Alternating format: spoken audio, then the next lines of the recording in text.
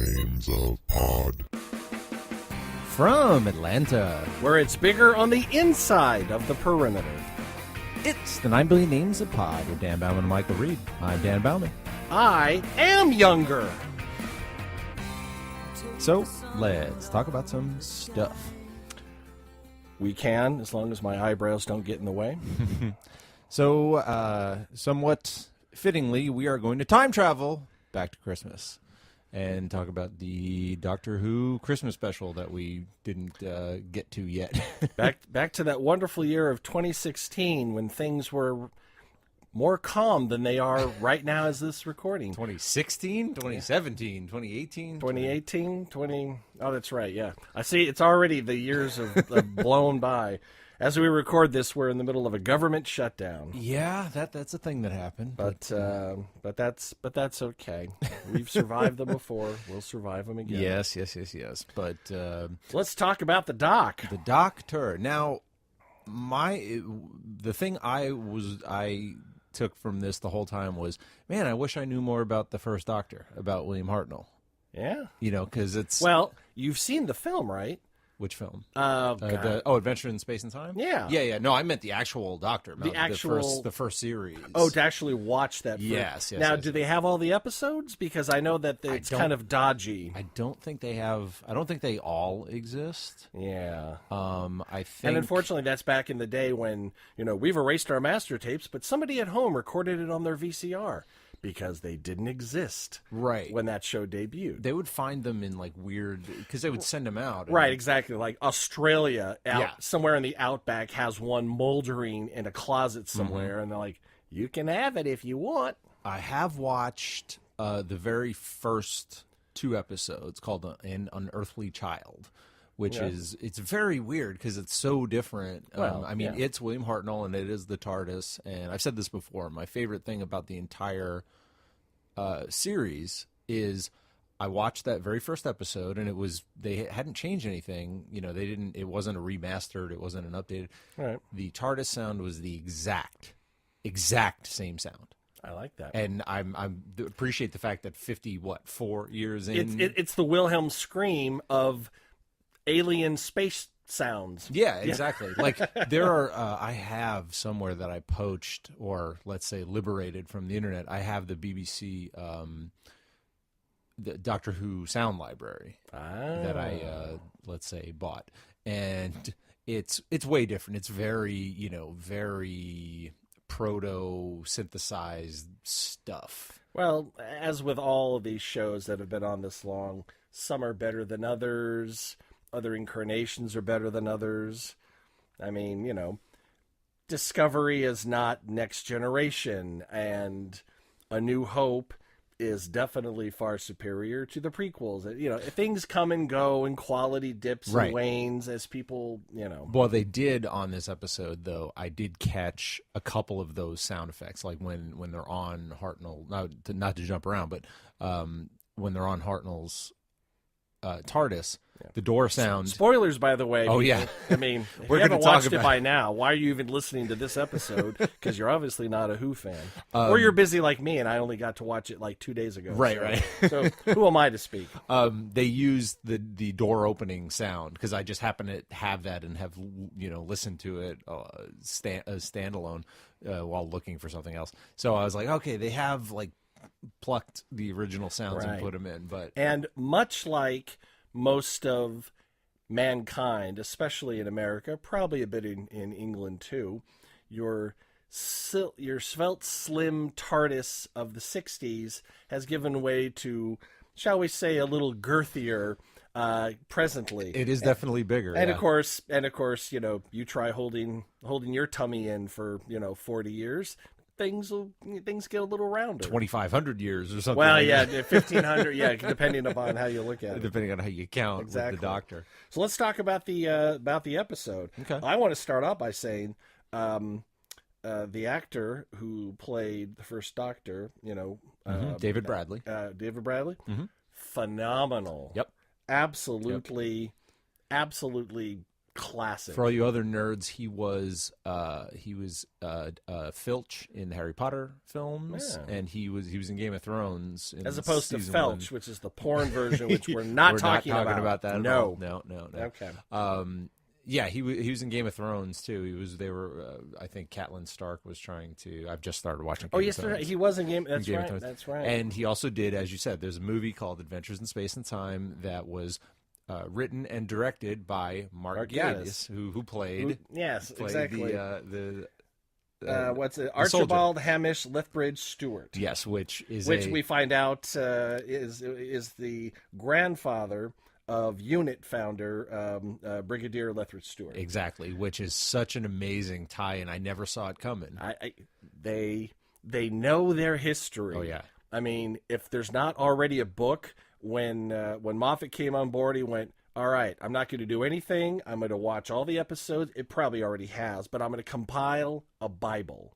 Oh, I'm sure. And of course, nowadays that stuff is fan sourced. I mean, you just go on the Doctor Who Wikipedia and do all that research. But when I'm positive that when he started, he either went to the Bible or created it, and said, "Oh, that's a good one. Okay, I'm going to make a note of that. We're going to bring him back, or we're going to do something with that." Plus, I mean, I think, knowing him, from what I understand, he just knew the history. He's been a lifelong That's true. fan. Like if you suddenly were given the job of helming the new Star Wars trilogy, you wouldn't be like, "Oh, I need to study." I'd be like, "No, I got this." Yeah, and that's he was the exact guy who got this.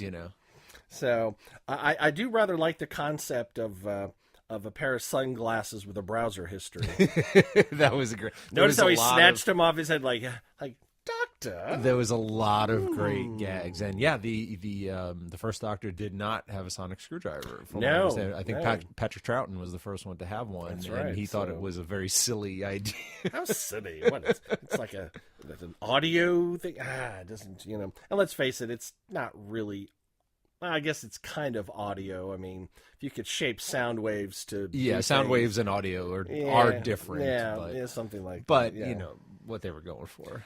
And I rather enjoyed OG Doc, which is what I'm calling him, his interactions with Bill. Yeah. There were some very exactly. It's I have a lot of experience with women. Well, so do I. Yeah. And they both just sound like. Oh my! Okay. Both him and Lethbridge. Oh, I've heard of such things, but and the classic, if more language like that, young lady, and you're going to have a smacked bottom. Yes. Very 1960s. Oh, I will paddle your bottom. Yeah, and the Capaldi was very, very embarrassed. But can we just forget that never happened? Oh no, we're going to talk about it. We're going to talk about it at great length. I thought that there was definitely a poignant undercurrent running through this with Lethbridge. Mm-hmm. He has that British reserve down pat. Oh yeah. I mean, and of course he comes from a time when I think the British Reserve, if not was created, was refined to a knife's edge. World War I. Oh yeah. And of course his reaction, World War I? Yeah, what do you mean? Oh, spoilers. Because it was... And he didn't freak out. He just that is so British. Oh, so British. That is so British. As opposed to me, who first time in London sees the Battersea Power Station and starts freaking out, and my friend is looking around on the train going, "Shut up, my God, you're such a noisy horrible American." And she was too. She's she's there, but she learned. She's been soaking in it, so to speak. Stiff upper lip and all that. But the where we meet Lethbridge is something very, very poignant and significant in history, and also something that really gets me. Yeah, I believe it's pronounced Ypres. Where they were, Ypres. I believe it's pronounced Ypres. I believe so. Yeah, it basically was the Western Front in France, and it was the famous 1914 Christmas truce. Mm-hmm. And let me tell you, that is something. If you know a bit about the history of World War I, I'd say it was probably a bit more brutal than World War II, aside from the Nazi camp stuff, which was the epitome of brutal. Yes. But I'm talking about just the warfare because of the gas being used. Yeah. That stuff was, who got a little whiff of it but survived? Who? Hitler, because he fought in World War One. Oh. Would have been Different world. Would have been a different world if he had just, taken another deep breath and just kind of, let the darkness take him. But I recognized immediately what was happening in this because I had seen this played out before in the most unusual circumstance on MTV. Really? Yes. This, the Christmas Truce of 1914 was the strata upon which Paul McCartney built his video for the song Pipes of Peace. Where he plays both the German commander and the British commander. Interesting. And they're talking, and they exchange pictures of their sweethearts that they had been previously looking at in the trenches. And then a bomb goes off, like an air strike comes in, and the guys stop, exchanging chocolate and booze and playing football, soccer over there or over here, and they go back to their trenches, and they both have each other's photograph, and it's a very point, And as soon as I saw it, I went, "Oh, I love that! I love that! Love that! Love that!" Yeah, this might have been just a bucket list, a checklist for Moffat. Like, I'm going to do a thing about the Christmas truce. I'm going to do a thing in World War I. I'm going to do a thing with Lethbridge Stewart. I'm going to do a thing with the First Doctor. It looks like I'm just like bucket listing for him. Yeah, and some shows, now obviously the show's not ending, but Moffat's ending his tenure. Some shows realize at the end, and they just try to cram everything they can, and it's a horrible mess. Not with this one. Yeah, if you there was a Who episode, what's it called? The End of Time. It was basically the last Russell T Davies, David Tennant episode before we got to the specials. Right. And it's that he, jammed in every character he ever wrote and every situation, Davros, and it was a bit less tidy. Basically, than this. they Seinfelded it, because that last Seinfeld episode, they went, you know what? It was a minor character at the time, but everyone loved it. So guess what? Now we're bringing back every single character. Yeah, the Soup Nazi and the Johnny Right? Cochran guy and Terry Hatcher and everybody. Dolores. Yeah. Yeah. And it really, it sucked. It was not. It was not good. No, it wasn't funny. Whereas this being the last Moffat episode, this was very this is nice. Fine, Yeah. Totally serviceable, and I would expect nothing less because Moffat don't play. Right. I'm expecting not to jump to the end. We never do that. Never do that. The very end of the episode was right before the regeneration, is when Capaldi basically acquiesces and says, "Okay, I'm ready to do this." Yep. He has this big long monologue, Oh, which is great. Oh yes, and I'm hoping so much good stuff. I'm really hoping they do a scene where Jodie Whittaker. Like, what was I supposed to do? What? Do what now? Where the new TARDIS, when it comes around, like plays this video or this message, because he's saying, "Doctor, do this, and Doctor, do that, and choose love. Love is wise, and anger is wrong." I forget the term, but I really hope they do that, and they either. But the most important thing. What? Never tell anybody your name. They wouldn't understand it. Right, and don't eat pears. Oh my gosh. You know what? Did you get a very Black Mirror vibe off this episode? In what way? In the technological ability to travel time and copy a person into a computer system and turn them into avatars. Yes, in a way, but it was kind of interesting because even the doctor says it wasn't the giant evil plan, and he didn't Right, know exactly. how to do it. I don't know what to do with it if it's not a giant evil plan. Because it wasn't. It's an No. actual. It's an actual. It's an altruistic, Yeah. very good plan. You know. Well, depending. You know, and it does kind of make sense. Basically, there's a glass being that kind of invades the TARDIS, and they there's a error in time, and Lethbridge gets pulled out of time, and they get pulled to the point of what is it? Not Unity, not Trinity. Damn it, what is it called? Are you talking about testimony? Testimony, yeah. Oh, okay. They get pulled to testimony, which is the last moment before, and they basically extract everyone's memories a second before they die, and Right. then store them. And you find out later, it's not like you said, it's not an evil plan. It's a way to keep immortality. You can access. But unlike San Junipero, the San Junipero episode of Black Mirror, you're not stuck in a computer. You're actually able to It's the have opposite almost. a residual self-image of yourself and go out into the world as like a glass avatar. Yeah. In other words, you can look exactly like yourself, but it's mere camouflage. What they keep saying, what Bill, who comes back ish. No, we'll talk about that. Yeah, the doctor knows it's not Bill, and Bill keeps saying it is me, and then at the end she basically says, all we are is a compilation of our memories anyway. Right. So Absolutely. I am real.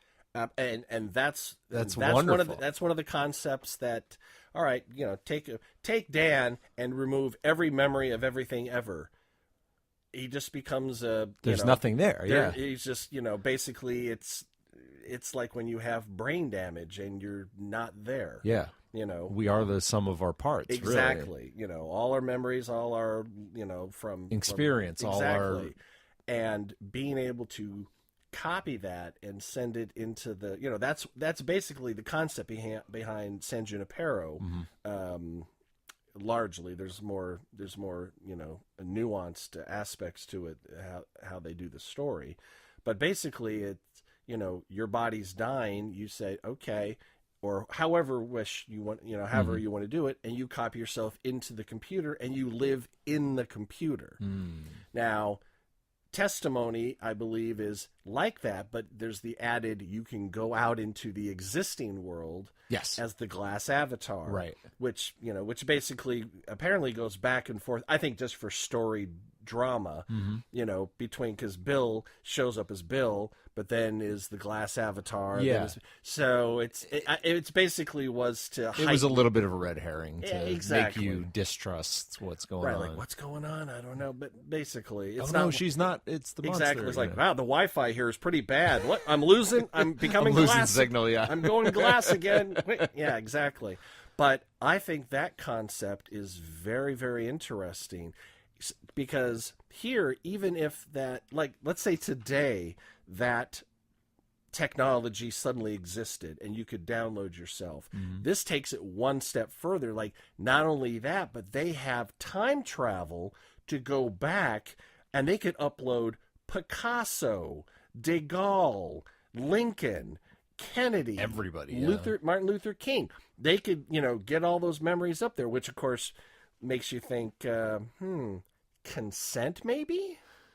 Yeah.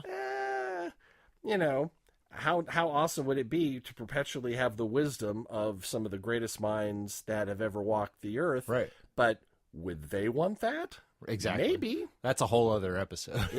I was talking with a friend out in California, and wishing him a happy birthday, and he goes, "Well, hurry up with what you're doing, man, because I'm gonna be dead soon." I said, "Nah, you'll outlive us all." And he went, "What a horrible thing to say." Now, I don't know what's necessarily behind that. Maybe if his body was 25 and in tip-top condition, or electronic, he might think differently. But I like to think that at least I would give it a shot. And if I didn't dig it, as long as there's a turn-off clause, then sure, why not? I would be interested in that. There's a lot about, it's been written a bunch of different things about immortality and how it might not be a benefit. Well, it depends upon the rules under which you achieve your immortality. If it's the standard, bite from the vampire and now you're immortal exactly as you were, yeah, that could get tedious as hell. But if your essence is in a computer, I will finally be able to catch up on all my books, movies. I can do all the writing I want to do. I could get everything done. The thing about that is, if you're in a computer and you do that, Yeah. all of that can be done nearly probably instantaneously. So it would be Possibly done pretty quickly. Possibly, and then what? But who's to say that it's not like, that it's like the Matrix where they just, I can fly a helicopter now. Maybe it's not the way it works. It's there. just time, and you can do it as... Exactly. I'd like to do it old school. I could be immortal for 1 billion years. So you know what? I'm going to go ahead and actually read that book, instead of having it inject, because that goes back to the whole Total Recall thing. If you have the vivid memory of the most amazing vacation ever, and you didn't, who's to say it's better than actually having gone on the vacation? Yeah, and you're not there anymore, so that's all there is that exists. Exactly. Yeah. And if you want to go parasailing over a volcano, I think having that memory implanted where I do okay and I don't die would be wonderful, as opposed to actually doing it. Yeah. My favorite... Jackass would not be a thing in that universe. Like, whatever, My favorite immortal in any story was in... I forget which... In the Hitchhiker's Guide to the Galaxy series. I think it was the third one. Third or fourth one. There's a character called Wowbagger, the Infinitely Prolonged. And he became immortal due to some dopey accident that it'll make fun of. But he is miserable. He's completely miserable. Yeah, and exactly.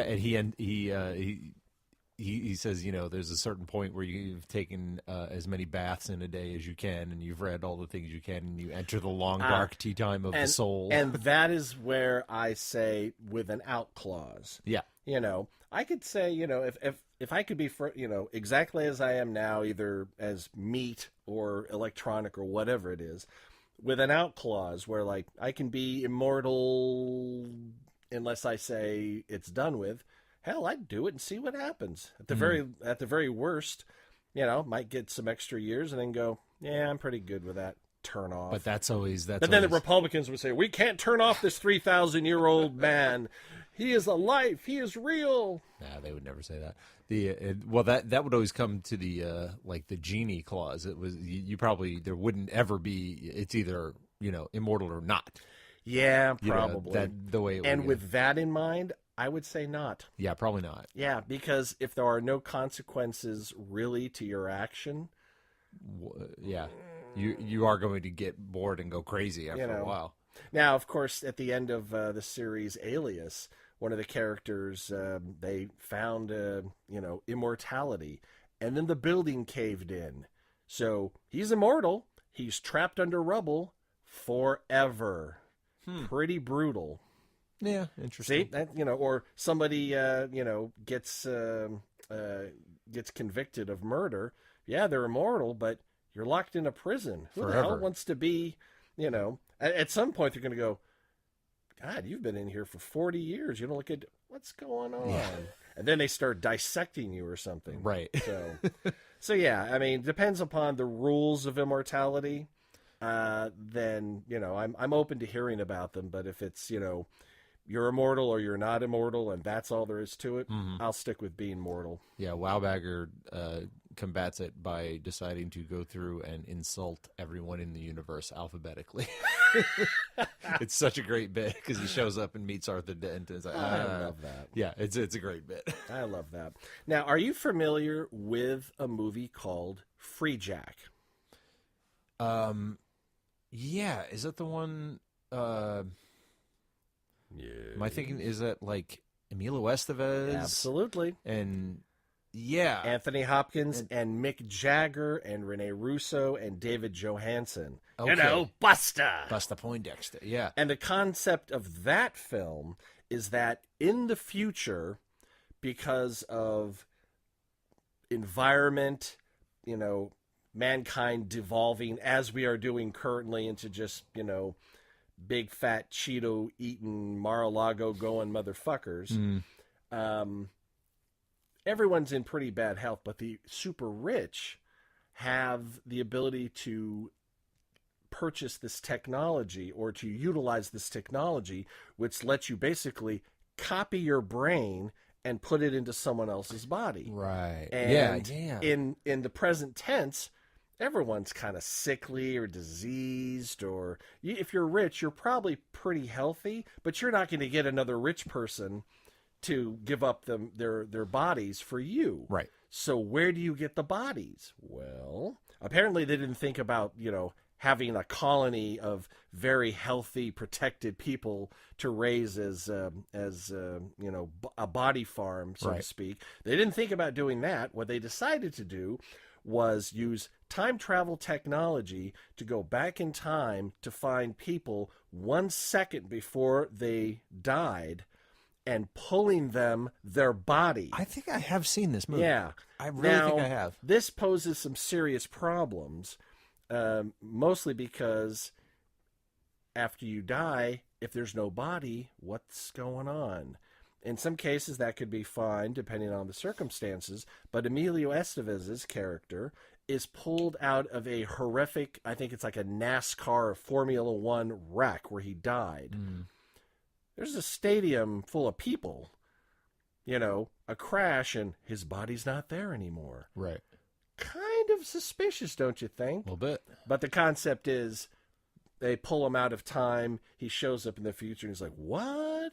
But it's not so far in the future that he doesn't run into his old ex-girlfriend, who is now working for the evil person that pulled him out of time. course. That kind of thing. So as I was watching, the Christmas special, I went, oh, this is kind of Free Jack, except they don't take the body. Right.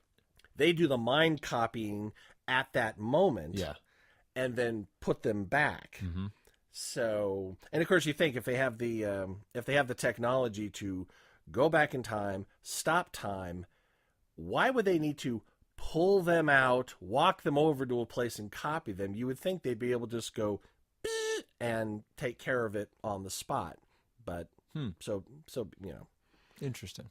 and then do a perception filter and have the guy from World War I going, I'm sure some of those words That was a great made line. sense In some but there's fashion. that British Reserve. Yep. I mean, what he saw would have sent me screaming now, Yeah. knowing what I know. And, 1914 dude, just like, okay. Stiff upper lip and all that. Pretty fantastic. Well, it's bigger on the inside. Oh, I'm glad you noticed it. It's not just me. Yeah. I'm sure that's why Capaldi decided to hang it up as being the doctor. It's like, I've run out of how to make a joke about it being bigger on the inside. Exactly, yeah, I've yeah. gone through all the jokes. There's none There's left. only one left. We'll do it for the Christmas show, and then that's it. Let Jodie, deal with different jokes. Yep. So let's talk about Jodie for a hot second. Okay. And we only saw her for a hot second. Yeah. My one slight complaint is that every time, and I get it, but every time we have a regeneration, it's the TARDIS explodes and Of course. and it's a thing. I mean, this is very, very, very, very reminiscent of Matt Smith's regeneration in 11th Hour. Like the whole thing blows up and he's hanging out the thing and then it crashes into Amy's backyard. Right. But this time she fell out of it. You mean when she was wearing that Bobby outfit? No, when she was a little kid. Oh, that's right. Yeah, she starts out as That's just a when little we kid. meet her in the In the the present. quote unquote present time. Yeah, in the kissogram. Oh God, the kissogram. The kissogram. I may see Jumanji just to see her cruising through the jungle in a midriff. Sure.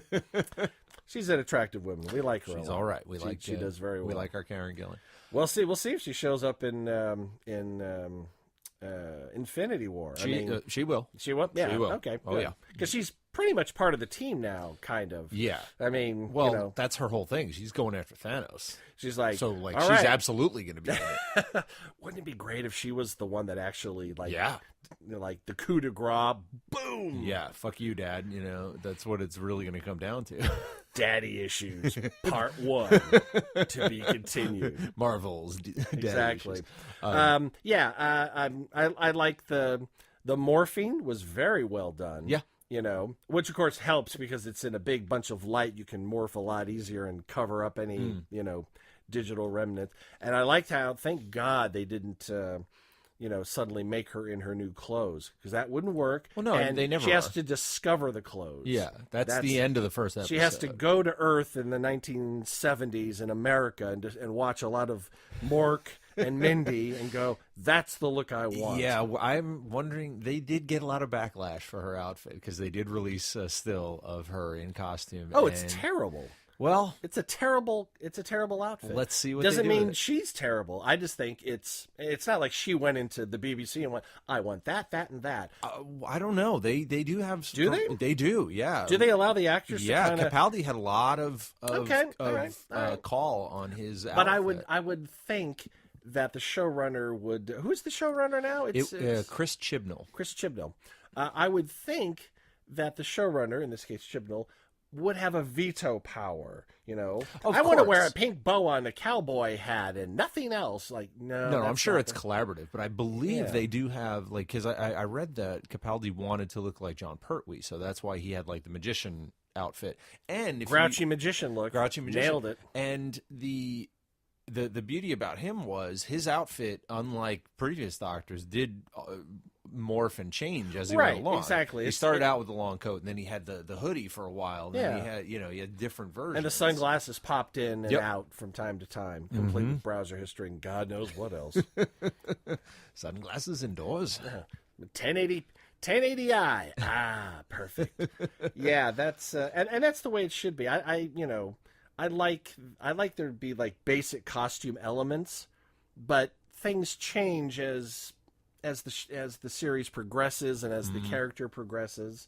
I don't want to see a stalk of celery always on the same outfit all the time. Yeah, they became cartoon characters. Exactly. And it made sense. I mean, it was TV. It was a character. They didn't think about it was that. children's TV, at least back then. Yeah. And I guess maybe to still some degree considered. it kind of can be, but it works for adults far better than for children, because they're plumbing some deep philosophical, moral issues on this that are just going to go right above, a 6-year-old. Well, that's the beauty of it. It goes both. It's multi-level for kids and adults. And right, stuff. like Family Guy. Hey, there's a couple of jokes that I'm like, what? Oh my God! I mean, I had to think about it, like, that is sick. Yep. I mean, wow. But the regeneration scene was really good. We got, just like all the other, we got a second of her. Now, here's the thing. I couldn't make out, what did she say? She said brilliant. Oh, it sounded like two words. She said, oh, brilliant. Oh, I honestly, I'm like, what did, and then the screen was, for 1 millisecond on there. It was something like malfunction. Or it was nothing. Like there was no Easter egg. It was like multi-system malfunction. Oh, look, a shiny button. Right. Pulse. I think it might just be the TARDIS going, who is this person? I've been shocked with all this energy. The TARDIS knows, though, but still, of course. might be just kind of, and it was taken aback. And they were talking. Her and Capaldi were talking in that episode, like during his monologue. There was like back and forth between the TARDIS and her. I don't know if you caught that. It was pretty great. That they're just embracing it now. Aside from that, I think one episode or a 2-parter, the TARDIS remains silent. Well, yes and no. Yes, I mean it remains silent. It communicates, but to us, we don't hear, "Hi, I'm the TARDIS." No. It doesn't. It doesn't right. speak in words. But we had that one episode where the Doctor's wife, right? It manifested. Yeah, where it became a person, and it was that was such a great episode. It was that Neil Gaiman actually wrote that one. Neil. And it was he called it Idris, and it was the name of the TARDIS, and she was kind of nuts because she did things out of order at a time and everything, which is great. Idris, my first choice for the new Doctor. But Jodie's fine too. Hey, we got the female. That, I mean, for me, Yes, it was yes, either yes, a yes. person of color or a female. I wanted Idris Elba or Helen Mirren. Helen Mirren would never do it.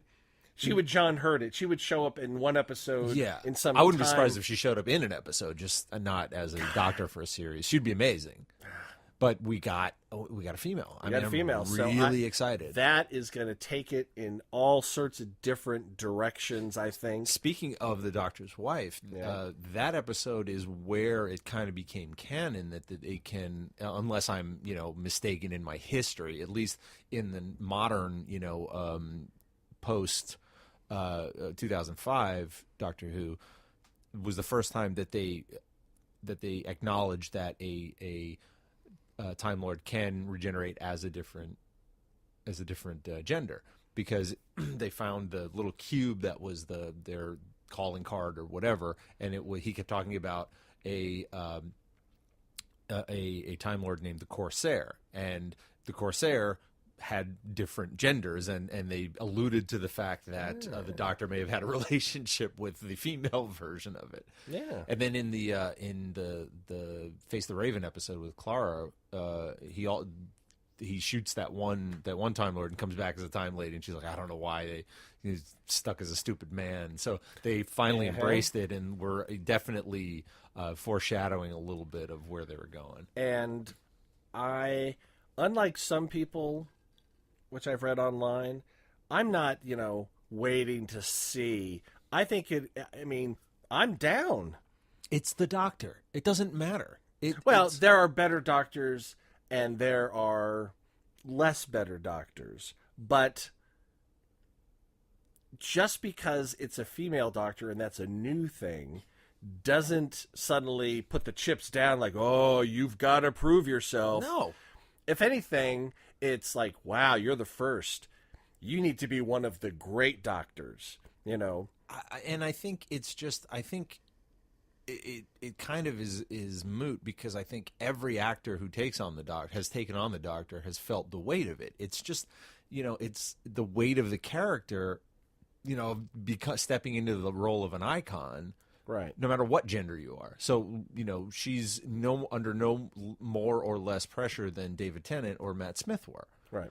Yes, she's a woman, and yes, she's going to get scrutinized more. But I'm sure she doesn't look at it that way. She's like, holy crap, I have to be the Doctor, and I got to not screw it up. Not, I'm the first female Doctor, blah, blah, blah. Right. Just the weight of being the Doctor. That's what I mean. Itself is staggering. Yeah, there is no other character that has been on television as long as the Doctor. There just really has not been. I don't believe in this many episodes, 700 episodes.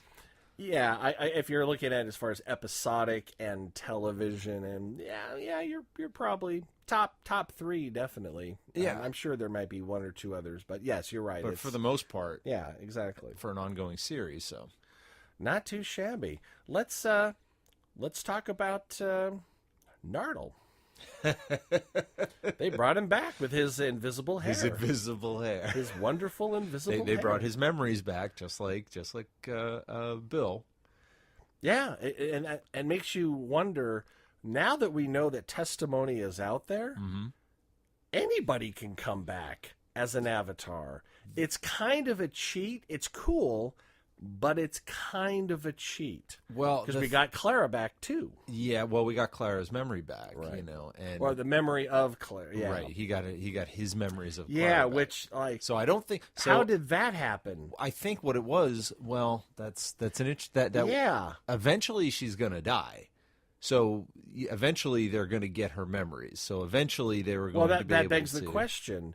I don't remember it saying anywhere that every person on the planet gets, or in the universe. In the universe, in this case, gets pulled right at the moment of. I mean, if that's the case, right now, just in baby boomers, we're losing, I think, something like 14,000 a day, right, or something like that. I read a statistic. Times that by the entire universe, and that's just in the billions a second, right? Exactly, billions a second of and.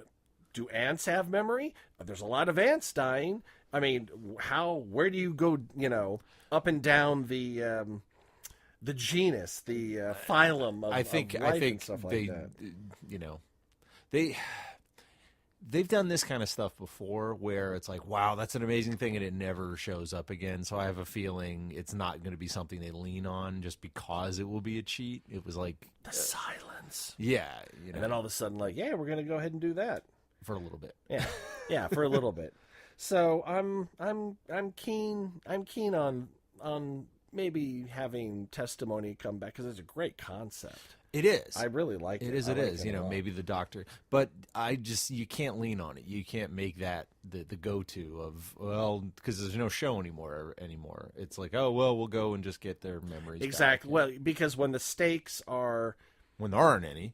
basically lowered to just, you can become an avatar, but it's basically the same thing for the most part. So yeah, it'll be fine. Yeah, You you know. are actually dead. But And let's you're face not. it, I mean, at least as we perceived it in the episode, Billy as was and Billy as glass avatar, as long as the Wi-Fi is strong, it's the same. It's the same. Yeah. It's not like, when she hugged the doctor, he went, "Oh, you feel glassy." It's Yeah.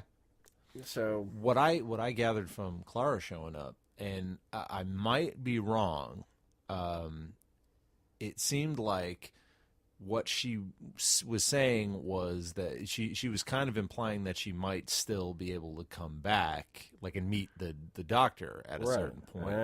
Because again, her and me, Maisie Williams, are still tooling around the universe, being immortal and kind of immortal. That's right. And I think they're. I wouldn't be surprised. It would be pretty awesome if they still did pull that back and do that at some point. Have them show up and meet Jodie. That would be a really awesome episode, I think. That would be interesting. Well, you know how they bring back companions. Yeah. They bring back even doctors very limitedly. I think we've had every one of them come back for like a millisecond or a cameo. Well, they pulled a lot of footage, yeah. Yeah. Yeah. But I mean, we got Matt Smith back at the beginning of Capaldi's Yep, run. yep. That phone call. And again, like I think what they're setting up is maybe the end of the episode, she finds the message from Capaldi. Walking around the TARDIS, do this, love, don't eat pears, all that. Exactly. So what do you want to see the Doctor get done? What do you want to see this next series coming up? I don't want it to change. I want it to be Doctor Who. I want it to be not now it's a female doctor. I want the doctor to run a lot and save people and be angsty, and it's going to be different because Matt Smith was like the whimsy doctor and David Tennant was the guilty doctor and Capaldi was the grouchy doctor. I want her to be the. So we need dopey, sleepy. What? I hope she is. One of my favorite things about the Wonder Woman movie that came out last year now, Gal Gadot. Gal Gadot, was she was alternately a complete and total badass through the whole movie.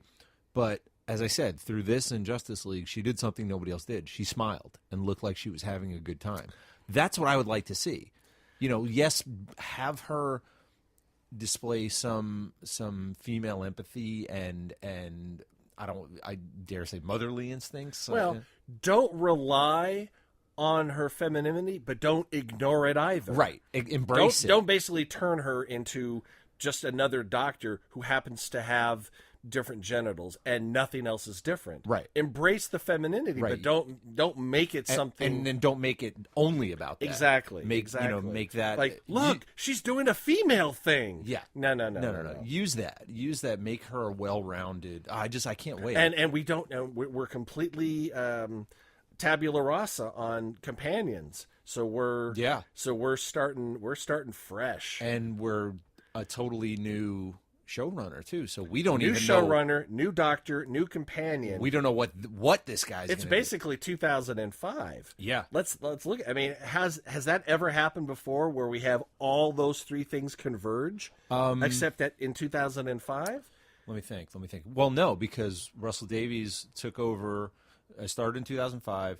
Show ran with Eccleston, and then show ran through Tennant. Right. And then when he left, Tennant left, so we had Moffat and Matt Smith start at the same time. And But the companion No, that was when we started with Amy. Was it? Yeah, because Okay.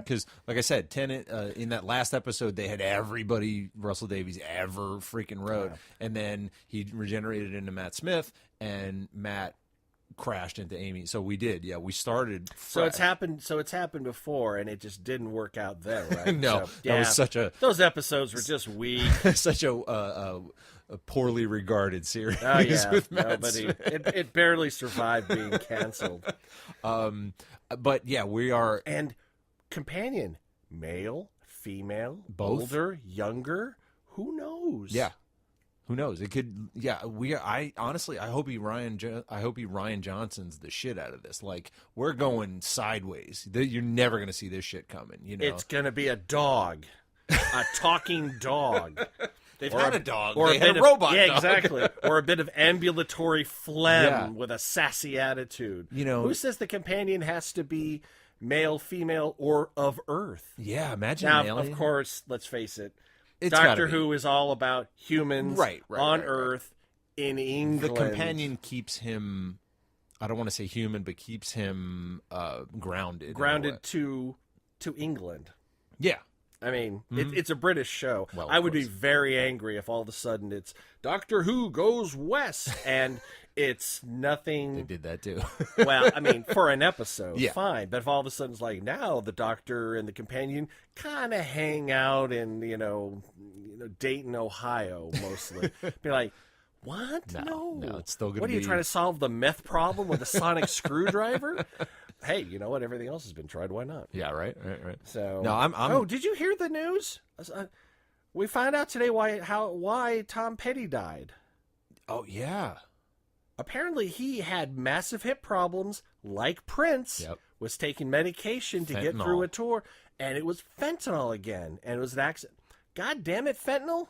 Yeah. God damn it, physicians! What are you doing? Who's prescribing this stuff? Yeah. Just Yeah. all right. That's just had to belch that out there. Yeah, 'cause, little I side mean, note. basically, fentanyl is killing all the stars of the '80s whose names start with P. I mean, Yeah, drug overdoses, but Yeah. not like recreational. I think the drug one remaining member of Power Station better watch out because fentanyl is coming for them. Yeah. Boy George is kicking back, going, "No P, live forever." So, I really liked when Jodie showed up. The ring drop. Yeah.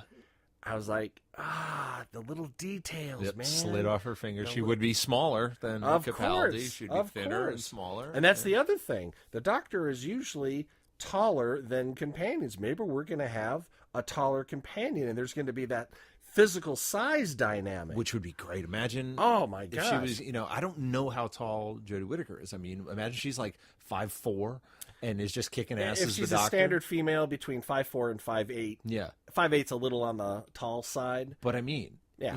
imagine how amazing that's going to be with that strange, size dynamic. Yeah, I like that. I can't tell you how excited I am. Just about change it up. Do this. we have a start date for? No, we do not. We do not. I'm assuming. I mean, summer, maybe fall, around when they have been, but you never know. They could go full on summer. Yeah. Now I'm wondering if Testimony has any non-regenerated Time Lords in their database, because that's a concept that the Doctor touched upon for a second. Like, no, my memories would shatter you. I've got millennia of memories. You don't have the space. You don't have the hardware. You don't have there's not a hard drive that's going to contain my memories. They theoretically could have the Master in there. They could have. There be. are plenty of Time Lords who have actually died. Right. And of course, maybe they achieve this, technology and go, yeah, we're not going to do Time Lords. We're going to, Yeah. because for every Time Lord, we could get 4.5 trillion other life forms. that use up the same amount of space. Yeah, they need their own hard drive. Exactly. Can you imagine the heat given off by that data farm? I mean, it's not just a planet. It's like a chain of planets, Yeah, like it's a a- galaxy. Probably. Harnessed by the sun. Probably, You yeah. know, not some bullshit, we pull the power from the sun and then turn it into into a data farm powering system. So I have it on good authority that they're going to give the Doctor a catchphrase. Really? Well, we've kind of had them in the past a little bit. Actually, come to think of it, they all have. Fezzes are cool. Bow ties are cool. Yeah, timey, fantastic, wobbly, timey wimey. Yep, but it's not used so much that you're like, oh god. Allons-y and Geronimo. Yeah, and such. exactly. Yeah. That kind of thing. Well, I think the reason why we have the Mork suspenders, Right. on Jodie's outfit is because her catchphrase is going to be Medication time. Medication time. ran out of time. I will tell you next week. The 9 Billion Names of Pod was conceived, written, and performed by Michael Reed and Dan Bauman, with Abdul Beni Hassan as the sound of splintering wood. Research, transportation, and exasperated looks by Courtney Lohner. Technical assistance by Cubase, Pro Tools, Skynet, QLab, Beatthought, Big Brother, and Eddie, your shipboard computer. Financial consideration provided by the Wayne Foundation, Stark Industries, the Piranha Brothers, and LexCorp. Legal counsel by the offices of Howard and Fine. Hey, Mike, the laptop worked! Our intro music was written by Tim Akers. This podcast was sponsored by Deep Shack Records and is a production of Audio Primate. Throw us a couple stars on iTunes, why don't you? Listen, watch on YouTube, listen on SoundCloud, stream us on Stitcher, like us on Facebook, follow us on Twitter, or email us, comlink@billionpod.com. Until this happens again, I'm Dan Bauman. I'm Michael Reed. LOZ!